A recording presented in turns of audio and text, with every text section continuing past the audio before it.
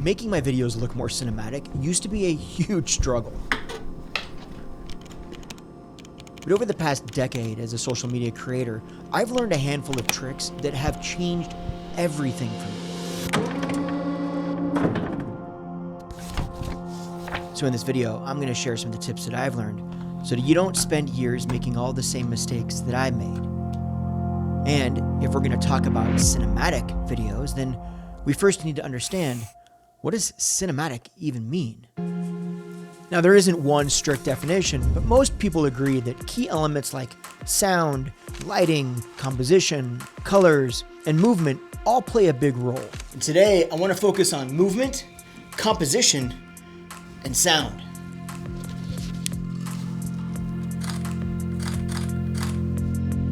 Oh, needs batteries. Wow, that was so corny. I apologize. Composition is more than just where you place your subject in the frame. It's where you place your camera in the scene. So it's important that instead of just getting the same angle for every shot, that you change up your perspective and get multiple different angles.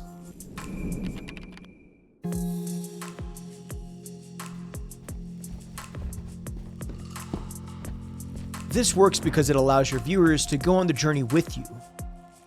Use a top angle looking down to make your subject look inferior, use a lower angle looking up to make your subject look superior, or use eye level to create trust or intimacy.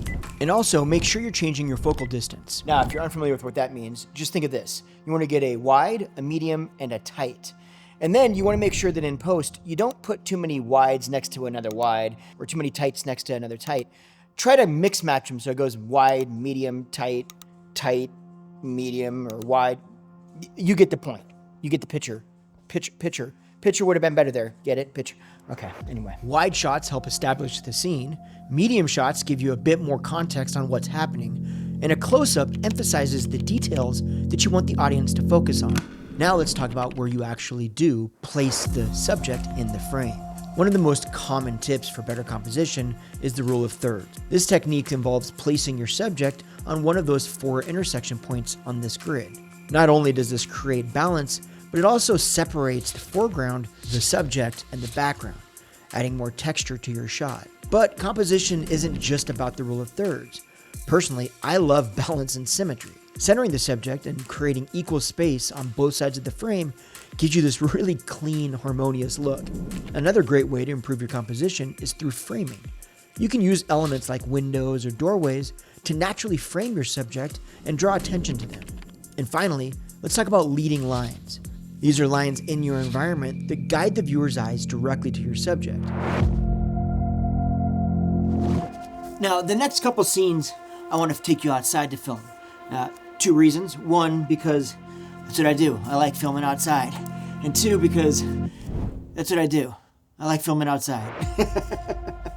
Oh, and side note, before we get out there, if you want to see how I actually create the movement in these shots while I'm filming everything by myself, like everything you're going to see in this video, no one else is here, let me know, comment below. I'm happy to make the content. I just don't know if it's something that actually interests you. But either way, let's get outside.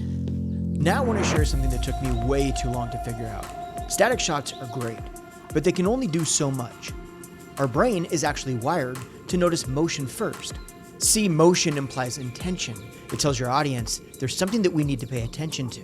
Movement can add intimacy or it can add emotional distance, but it isn't about that you're moving the camera. It's about why you're moving the camera, and more importantly, how you're moving the camera. Slow movement is thoughtful, emotional, deliberate. Fast movement is urgency, chaos, energy. Now, when I'm filming indoors, especially for talking head content, adding movement to the shot can change everything. Now watch what happens when we add a little intentional movement. You see that? That forward movement creates intimacy. It signals importance. Whereas a pullout creates kind of an emotional distance. Now lateral movement adds dimensionality and just kind of feels observational. And then a dolly zoom just looks rad. So yeah, you should do that too.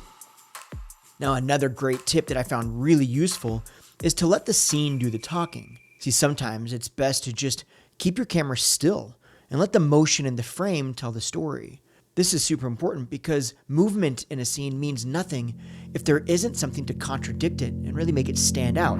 On the other hand, if you're shooting something stationary, try to add a little bit of movement to the camera.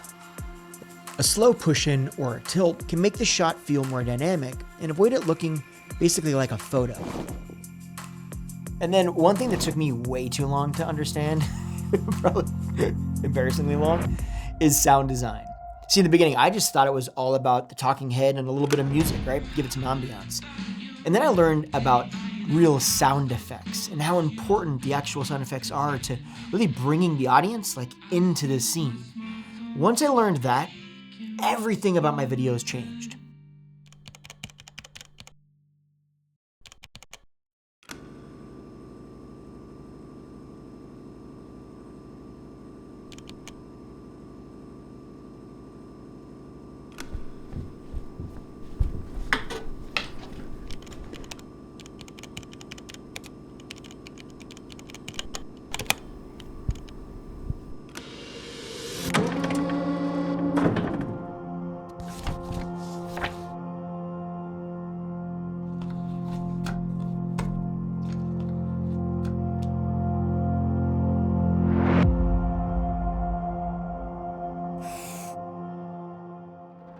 Now, of course, you can find tons of sound effects online, and some are amazing and some are not so great.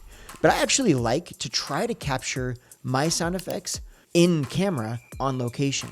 Now, so normally what I do is I take my Rode NTG3 and I plug it into my field recorder and I redo all of the different actions to create the sound effects that I want, because I typically don't get the right sound effect in camera.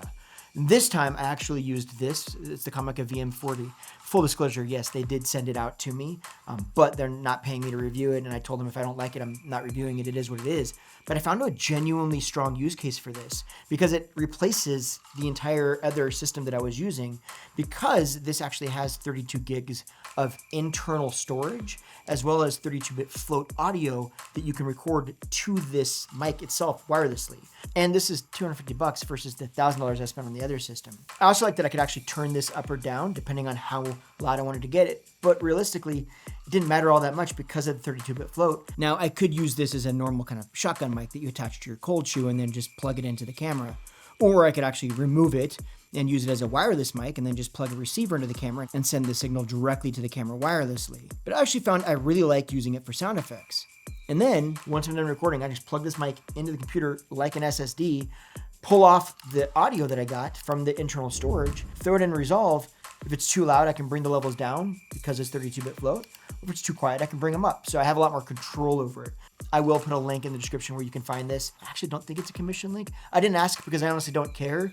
It's a solid mic if you're looking for something and you want something like this at a good price point. And the final thing I do is always add some sort of effect to the sound effect. I find that they typically need something to really make them sound more realistic. That might include bringing up the low end in the EQ and pulling down the top end, or adding a low pass filter, or changing over the semitones to create a different sound, or adding some reverb, or a combination of multiple of those things. But I find that most all sound effects need to be modified on some level to really get the right sound. Right now, if you're still here, I appreciate you hanging out with me. I hope that helped a little bit. And if it did, do me a favor. Think about maybe subscribing, hanging out a little while. Join the fam. All right. You have a great one. And if you like this, go ahead and check this out. Probably like it too. I'll see you over there. Take care now. I think my smartphone keeps me